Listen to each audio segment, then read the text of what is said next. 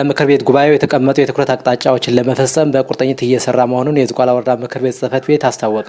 የኢኮኖሚ ልማት በጀትና ፋይናንስ ጉዳይ ቋሚ ኮሚቴ ሰብሳቢ ቀሲስ ሸጋው አሰፋ እንዳሉት በ42ኛው ጉባኤ ከተሰጡ የትኩረት አቅጣጫዎች አብዛኛዎቹ በመስክ ምልከታ ማረጋገጥ የተሻለ ስራ አፈጻጸም እንደነበራቸው ተናግረዋል። 42ኛው ጉባኤያችን እንደ ቋሚ ኮሚቴ አብዛኛዎቹ በመስክ ምልከታ አረጋግጠን ነው ለምክር ቤቱ ያቀረብነው። መስክ ምልከታ ማለት እንደዚህ በጽሁፍ የመጣው ሪፖርት ተቀብለን ብቻ ሳይሆን የተሰሩ ስራዎችና የተከናወኑ ተግባራት ከዛም ደግሞ የአጋጣሚ ተግዳሮቶችና የተፈጸሙ ተግባራትን ለይተን ነው ለምክር ቤቱ ያቀረብነው። ለምሳሌ ቋሚ ኮሚቴ የተሰጠው ተግባርና ተልዕኮ በመጀመሪያ መስክ ምልከታ ያረጋግጣል። በመስክ የተገኘውን ነገር በሙሉ መስኖ ላይም የነበረው እንቅስቃሴ በጠቅላላ አሉ የሚባሉ የመስኖ ቦታዎችን በመጎብኘት ጥሩ ያመረቱ ገበሬዎች እንዲበረታቱ፣ የሰንደብ ገበሬዎች መሬታቸው እንዲነሳ፣ ግብርና እና መስኖ ቆላማ በጋራ ተቀናጅተው ስራ እንዲሰሩ የሰጠነው ተልዕኮ ተግባራዊ ሆኗል ማለት ነው። በርካታ ማህበረሰቡን ተጠቃሚ የሚያደርጉ የልማት ስራዎች ስኬት ቋሚ ኮሚቴው በየጊዜው እየተከታተለ አብሮ በስራው የተገኙ ውጤቶች ናቸውም ብለዋል። ያደሩ ተግባራትን እስከ ቀጣይ ጉባኤ ምላሽ እንዲያገኙ ሶስቱም ቋሚ ኮሚቴ ለ32ቱ ተቋማት ቼክሊስትና ግብረ መልስ መስጠትና ለአስፈጻሚው አጋዥ በመሆን ህዝብን ተጠቃሚ የሚያደርግ ሰፊ ግብ በማስቀመጥ በትኩረት ይሰራልን ብለዋል። ትላልቅ ስራዎች የሰራንባቸው ናቸው። በተመሳሳይ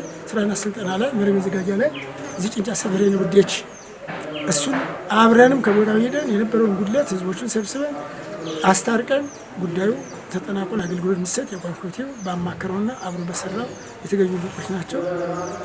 የገበያ ማዕከሉ ጋር ያለውን ችግር ያው እሱ ብቻ ነው ተርፎ ያለው። የገበያ ማዕከሉ ተጠግኖ ሀብት የፈጠሩ ኢንተርፕራይዞች እንዲገቡ ያደረግነው የሰጠነው ትኩረት አልተፈጸመም። በአሁኑ ሰዓት ደግሞ ያው ነገ በጀት ሊያዝ ተደርጓል። ቀጣይ ላይ 48 ብሎኮች ተጠግነው ስራ እንዲሰሩ ሁሉ ጊዜ በአጀንዳ ተይዞ ማለት ነው።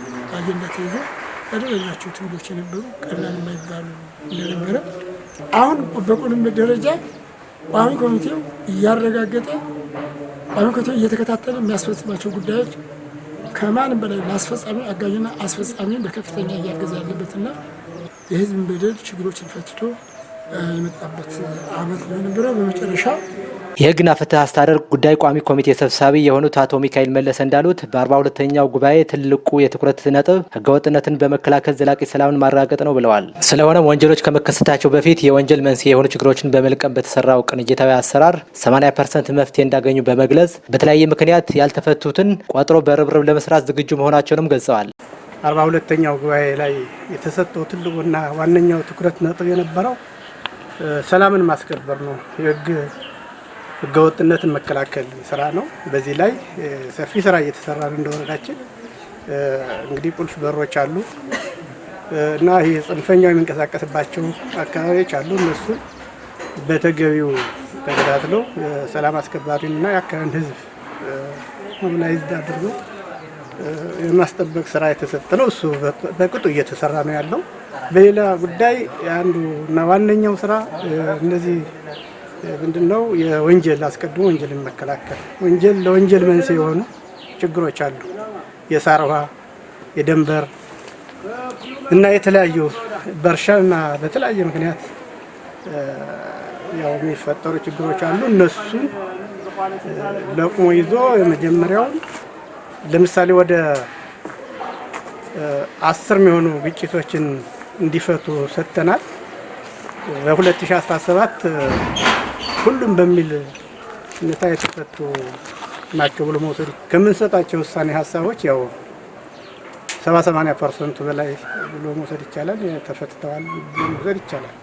የሴቶችና ህጻናት ማህበራዊ ጉዳይ ቋሚ ኮሚቴ ሰብሳቢ የሆኑት ቄስ ሙሉ በየነ ከማህበረሰቡ ተጠቃሚነት አንጻር ከተቋማት ሪፖርት በመነሳት የተሰሩና ያልተሰሩ ተግባራትን መሬት መንካታቸውን የማረጋገጥ ስራ በትኩረት እየተሰራ ይገኛል ብለዋል። የህግና ፍትህ አስተዳደር ጉዳይ ቋሚ ኮሚቴ ሰብሳቢ የሆኑት አቶ ሚካኤል መለሰ እንዳሉት በ42ኛው ጉባኤ ትልቁ የትኩረት ነጥብ ህገወጥነትን በመከላከል ዘላቂ ሰላምን ማረጋገጥ ነው ብለዋል። ከህብረተሰቡ ተጠቃሚነት አንጻር እየወጣ ምንዎቹ ተሰርተዋል፣ ምንዎቹ አልተሰሩም በሚል ታች መሬት ያለውን መጀመሪያ ከተቋማት ጋር ያለውን ከሪፖርት አንጻር እንገመግማለን። ከገመገምን በኋላ ደግሞ እነዚህ ሪፖርቶች በትክክል ተሰርተዋል ወይ፣ ለህብረተሰቡ ተጠቃሚነት ተደራሽ ሆነዋል ወይ በሚል ወደ ታች ወርደን እንሰራለን። በዛ ልክ በዛ ካገኘነው በመስክ ምልከታ በተገኘው ግኝት መሰረት ጥንካሬዎችን በማስቀጠል ድክመቶችን በሂደት እንዲታረሙ በማድረግ በ2017 በጀት ዓመት የተሰጡ የትኩረት አቅጣጫዎች አብዛኛዎቹ ተፈጻሚ ሆነዋል ብለዋል። ግኝት ተነስተን ደግሞ ያው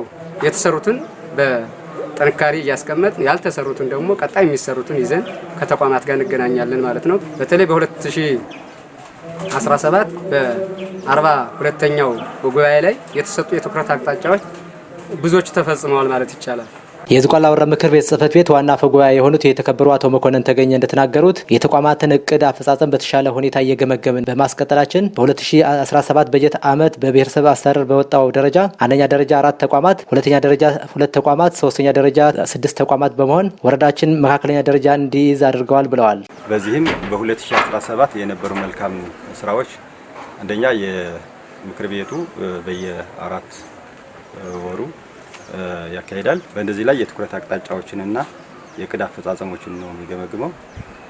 መጨረሻ ላይ አሁን ጥሩ ስራዎች ላይ እየመጡ ያለበት ሂደት ነው ያለ። 2017 በነበረው አፈጻጸም ሁሉም ሂደቶች ከመስኖ ውጭ ያሉት ሂደቶች በአንደኛ በሁለተኛ ደረጃ ነው የወጡት። በተመሳሳይ ጽሕፈት ቤቱ ግብርና ጽሕፈት ቤት በዞን ደረጃ ካሉን 9 ወረዳዎች በ3ኛ ደረጃ ላይ ነው የወጣው። ይህ ብቻ አይደለም፣ ሌሎች ሴክተሮች እንደየ እንትናቸው በአጠቃላይ በአፈጻጸም ደረጃ ስናይ ትምህርት፣ እነዚህ ዋና ዋና የሚባሉት ተቋማቶች የድህነት ተኮሮቹ በአንደኛ ደረጃ በዞን ደረጃ ካሉን ከ9 ወረዳዎች በ4 ከፍተኛ የወጡ 4 ናቸው። በሁለተኛ ደረጃ የወጡት 2 ጽሕፈት ቤቶች ናቸው። 6 ተቋማቶች ደግሞ በ3ኛ ደረጃ ወጥተዋል። የወጡበት የአፈጻጸም እንትናቸው ጥሩ ነበረ ማለት ይቻላል እና ስለዚህ የነበራቸው ተልዕኮ የነበራቸው ቅድመ ከመፈጸም አንጻር አመራሩ እስከ ቀበሌ ድረስ ወርዶ በወር አንድ ጊዜ አነሰ ቢባል በወር አንድ ጊዜ ሳይወርድ አይቀርም። አመራሩ የቀበሌውን ለመደገፍ አብዛኛውን ጊዜ የወረዳ አመራሩ ነው እየወረደ የሚደግፋቸውና ጥሩ አፈጻጸም ነበር ማለት ይቻላል።